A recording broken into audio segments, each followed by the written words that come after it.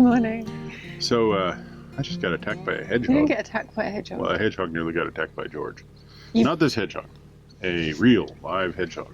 A few days ago in Gaul, I saw my first ever wild hedgehog. I was very excited, so I came back and told Michael. What does he do? 3 days later, Yeah. finds his first ever wild hedgehog. I just went over to walk George, and then I'm coming back, and standing by the gate is this little ball of spikes, and it goes walking along a little bit, and George doesn't see it, and then it drops down and does it like I'm going to turn into a little defensive fortress thing. George goes over and sniffs it. He's like, smells kind of, whatever, I got a ball. Walks off. So the hedgehog slowly peeks its little nose out. It looks at me, looks at George, and it's like, I can do it. Starts walking. George sees it walking. I will kill it. I will kill it. I got to kill it. Oh. So all of a sudden I'm trying to hold George back. So really a hedgehog got attacked by George, not the other way around. So it's really exciting here in Barmby Barrage. Well, yeah, because of the hedgehogs. And the wild goats. And the wild goats, yes, who are fecund and noisy. Just put it that way. It's really lovely here, but we haven't explored very far at all. So hopefully when we come back, I'll explore a bit more. It's just been really, we were quite emotionally exhausted, well I was yesterday after the tidal ooze, even though it was unnecessary. And it's just been damp and miserable. So today we are heading north on the River Derwent to the junction with the Pocklington Canal. Yep. About 4 hours. Yep, 3.5, 4 hours. It's quite a long way. Only one thing to look out for. Apparently there is a section where it's just sort of a straightaway, but if the river's high enough, it overtops the banks on either side, and so it just becomes a lake. Yeah, and you lose sight of where the navigation is. Yeah. Do you know where that is? I got the name. It's got something with a devil in it, so I was going to look at the map, but I haven't actually seen the map this morning, so... Well, I looked last night, but I couldn't find it. Yeah. I don't know. We'll see it. When we get there, it'll be like, where'd the canal go? It's a river. Well, where'd the river go? Everybody always want to correct me on that. Because it's a canal made by nature. Done. Simple. I'm not everybody, I'm your wife. Well, and yes. I'm only correcting you because if I don't, everyone else will. Well, that's true. It's still a canal. It was just a canal created by better intelligence than us. Water. All right, let's go and hit this better intelligence. Yeah. Sounds good. All right, let's go. You made him laugh. Yeah, well, I did that. It's fun. It looks a little bleak here, and the damp weather isn't helping. Barmby-on-the-marsh is definitely quite remote, and we really like it here.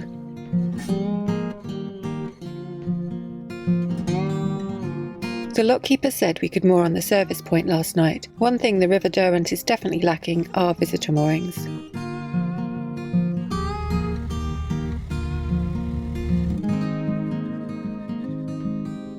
As we have such a long way to go, and because we tend to go a little faster on rivers, George and I decide to ride on the boat. There's also unlikely to be a towpath for us to follow.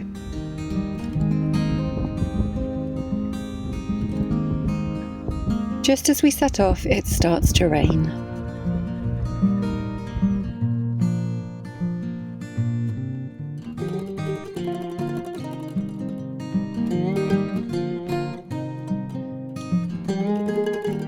There's one lone boat moored by the riverside houses in Barmby-on-the-marsh. There are the cooling towers of the Drax power station steaming away in the distance behind the boat. This part of the river is lined with farmers' fields, and we enjoy watching the cattle as we pass.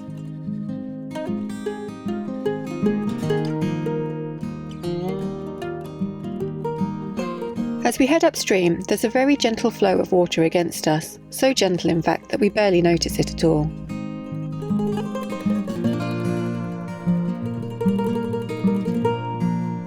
Sadly, not many boats visit the River Derwent. It's a little remote from the rest of the connected network, and you need to travel on the tidal ooze to get here. In fact, the lockkeeper told us that he'd only let 2 boats in so far this year, and one of those was the CRT workboat. It's a real shame that more boats don't visit, but there is something quite appealing about being the only boat on the move on the river. It's a 12-mile trip from the Barmby Barrage to the junction with the Pocklington Canal, and we intend to travel all that way today, mainly because we don't believe there's anywhere to moor between here and there.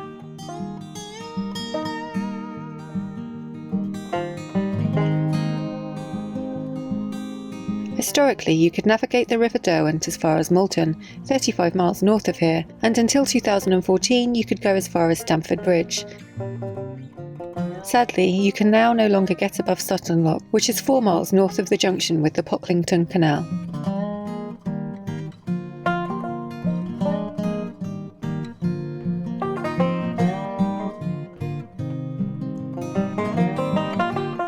Behind this structure, water is pumped from the river at the Loughson Bridge Water Treatment Works to supply the city of Hull.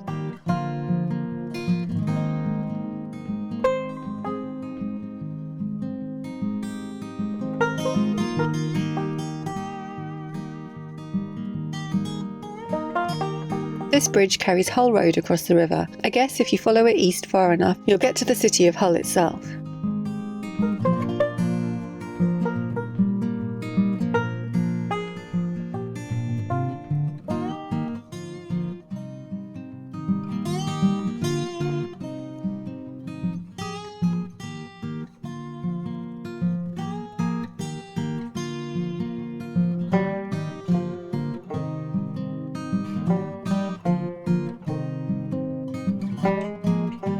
The Selby to Hull railway line crosses the river at Wressle, and Wressle station is just east of here. According to Wikipedia, only 720 people used the station last year.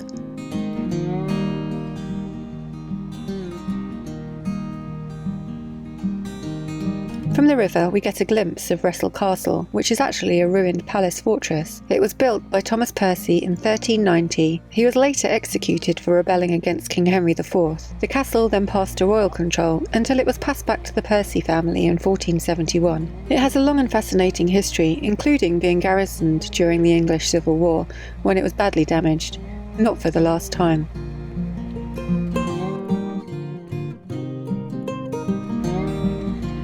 Despite the rain, we're really enjoying this river, and if you like quiet waterways, this is definitely one for you. We have it completely to ourselves. I think the sheep are a little curious about the strange visitors though.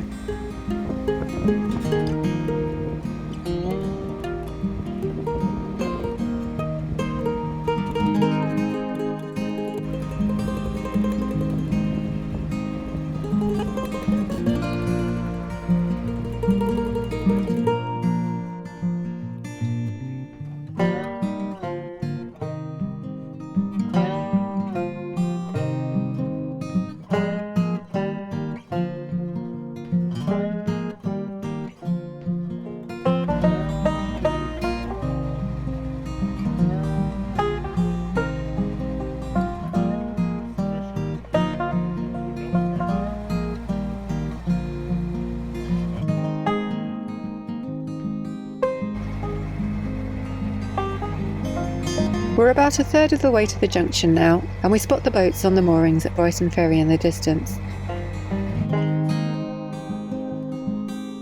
As the name suggests, there was a ferry crossing here from the Middle Ages to the 1930s.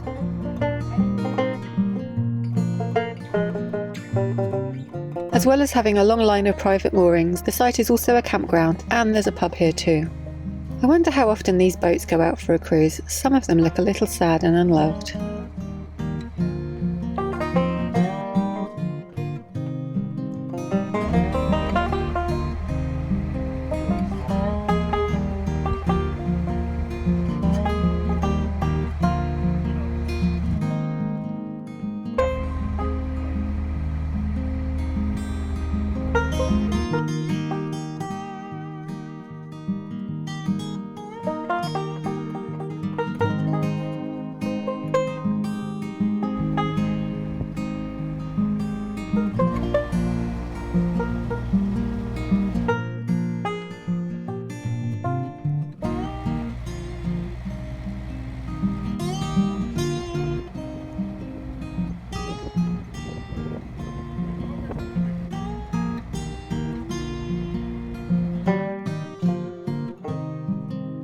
This old railway bridge enabled the Selby to Driffield line to cross the river. The line closed in 1954 and was abandoned in 1965, so I guess the bridge was dismantled at some point after that.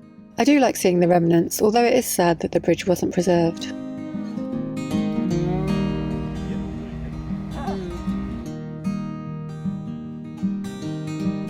From the river, we get a glimpse of the village of Bobwith and the tower of All Saints Church.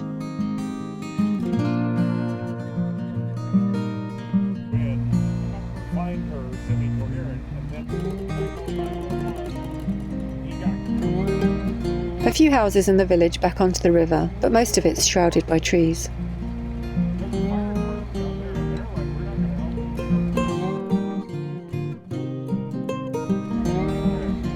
As we approach Derwent Bridge at Bobwith, Michael expresses concern as he observes the distorted shape of the main arch that we'll be travelling under. It doesn't look structurally sound, to be honest. It's held for 300 years, so hopefully it won't choose today to collapse.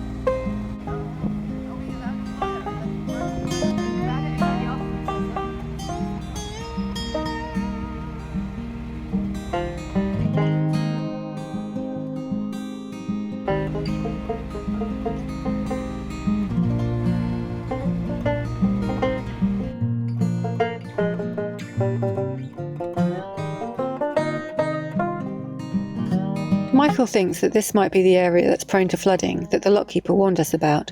Happily, that's not the case today, and the navigation route is extremely clear.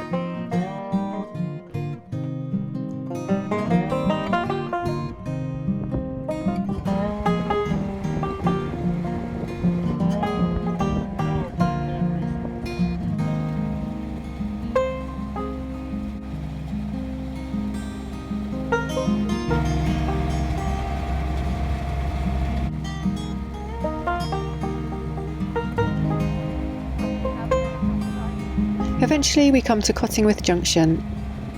There's a very narrow and overgrown cut that leads to Cottingwith Lock and the start of the Pocklington Canal.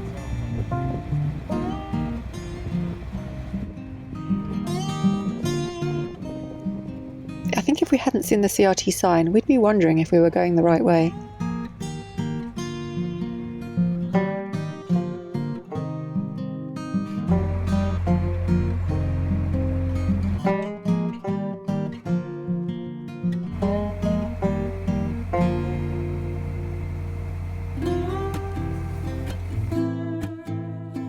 I usually bring George off the boat with me at locks, but the only way from the pontoon to the lock side is up a ladder, and as George hasn't mastered ladder climbing, he needs to stay on the boat with Michael for this one.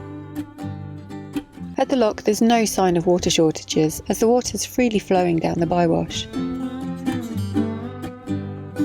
Michael waits on the boat below the lock as I get it emptied and opened.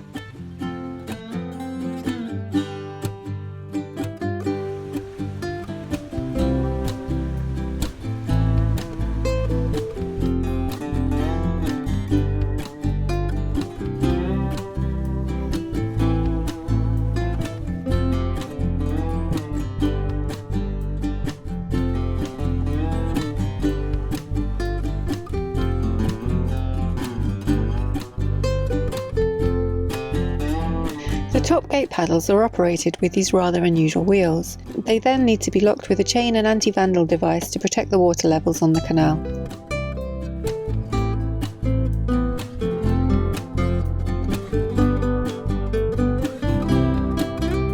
The Pocklington Canal has been closed since early June, and before that we were all in lockdown, so we're guessing there's been very minimal traffic this year.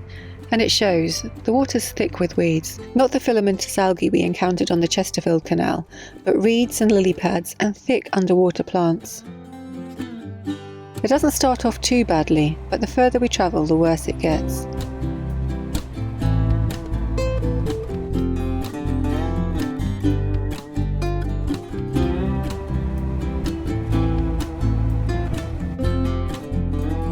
I filmed a bit in slow motion to show you just how thick the weeds are.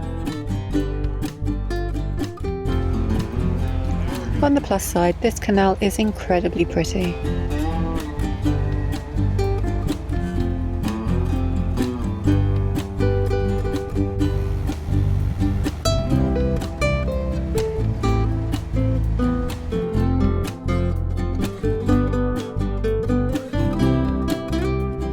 Obviously, after over 3 hours on the boat, George is very keen to abandon Chip and chase his ball.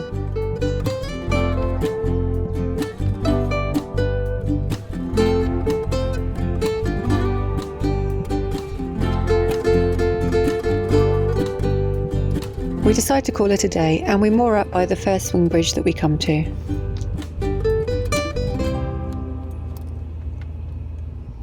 Hello. It's quite the adventure.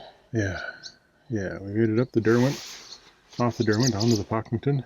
It's gorgeous here, oh my goodness. Yeah, although its reputation for weed in summer is well deserved. And honestly, looking back at it now, it doesn't even look like a canal. It looks like a little stream that you shouldn't be able to take a narrowboat. Yeah, it's reed all the way in from both sides, to the point where, I mean, it's wide enough for a wide beam to go through, but not with a lot of room.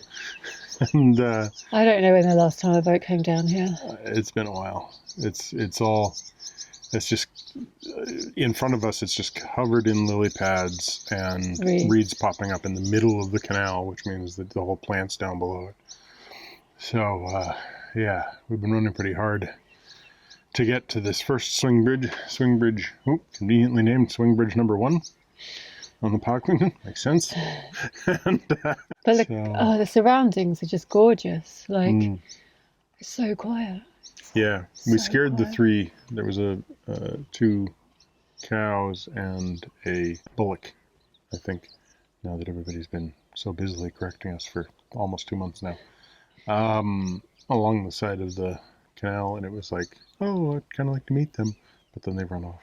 There is, however, a sign here that says beware of bull, so maybe that one will come back later. And there's horses just in the next field, and there's a sign saying you have dogs on a lead because of nesting birds, and there's butterflies. Yeah, how did you find the Derwent? I mean, I really loved it. Like, it's nice to be on a very natural river. Yeah. It's, of course, I mean, it's not correct to say it's natural, because, like, it's clearly dredged, and there's clearly these large mud banks, flood banks that have been there for untold generations because of the dredging. Like, that's what's keeping it from meandering, but it still feels like a fairly natural course, except for a couple places where there's bridges, including one which I swear to God is going to fall down any moment. But the vast majority of it, there's no real sign of sort of man-made structures. No, and it's there's so many animals about. Like, there's cattle and sheep. Well, the whole area, I think, is an SSSI. Yeah, I think there's actually 2. Like, I think there's some break in the middle. And there's 2 SSSIs here. Saw a red deer, and when we passed the castle, I can't remember the name of the castle. It's kind of a cool little castle. Obviously derelict sort of thing, but soon after seeing that, there was the hare. And yeah, just, Yeah, lots of cormorants and herons and all sorts of little gulls and stuff that are... And whatever these little things are. I live under the bridge. Yeah, they're pissed at us right now. There's just one right there. Yeah. Very, very obviously irritated at us having disturbed their nesting area. And then there's all the trees encroaching in as you get to the point where their actual junction is with the Pocklington. And it's just beautiful to see all those trees inside.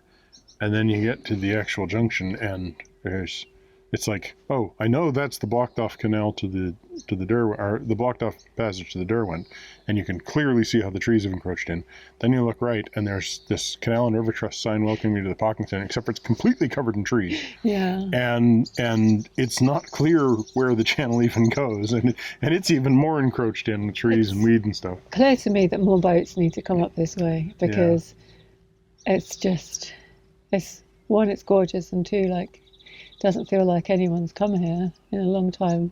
No, it feels really different. Yeah. And it's, I mean, There's something different about it. It's got a little bit of the feel of the Chesterfield because of the amount of weed, I think, more than anything else. But I was going to there's compare. all these beautiful little yellow lily flowers, and it feels more like the end of the Thames. I thought the Montgomery. Oh yeah, the Montgomery, yeah. Where it goes very rural, Yeah. really quick, and then it goes, you can see off in the distance that there's, you know, structures and things, and of course there is a obviously managed field, but all of it feels a little wild. So it definitely has charm. It is going to be a frustrating canal. It's not very far. Like from here up, it's only 5 miles or It's something, not right? far, no. There's a it's- bunch of swing bridges, and then there's one lock, and then there's the basin we can Melbourne Basin, which is sort of it's what our book calls the end of navigation. But then there is another couple of miles and one more lock, I think, to get you to Barmby Arm, which is where the restoration is currently stopped. And then there's sections above that that are apparently are actually in water, and gates have been repaired, but just everything isn't ready to navigate. So it's definitely a canal worth visiting. Yeah. And I'm just at the beginning of it. So Yeah. And we can just see weeds, so it's going to be fun. yeah. But at least I feel zero qualms about staying on the lock landing tonight. Well, sorry, the swing bridge landing tonight, because nobody's going to be coming through here. Right. So, yeah, that was good. That was good fun. Looking forward to tomorrow. I am. Okay. We're going to get to the end. We're going to get to the end. We're going to come back. We're going to go all the way back down to Derwent tomorrow. We're going to No, be we're sitting there. No, we're not. Pretty sure. Right. So, thanks for watching. Give us a thumbs up. Comment down below. Subscribe if you haven't already. Listen to those chipper birds back there as well. If you haven't subscribed to our other channel, Minimalist Maximal Velocity, do that as well. And hit the bell if you want to get notifications.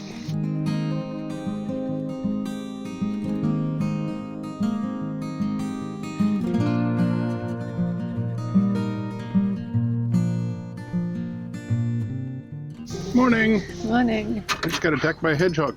George got attacked by a door. And Michael just called me George for the millionth time. Let's try that again. If you haven't also subscribed to our other channel, Narrowboat Minimalist. Sorry. If you haven't subscribed to our other channel,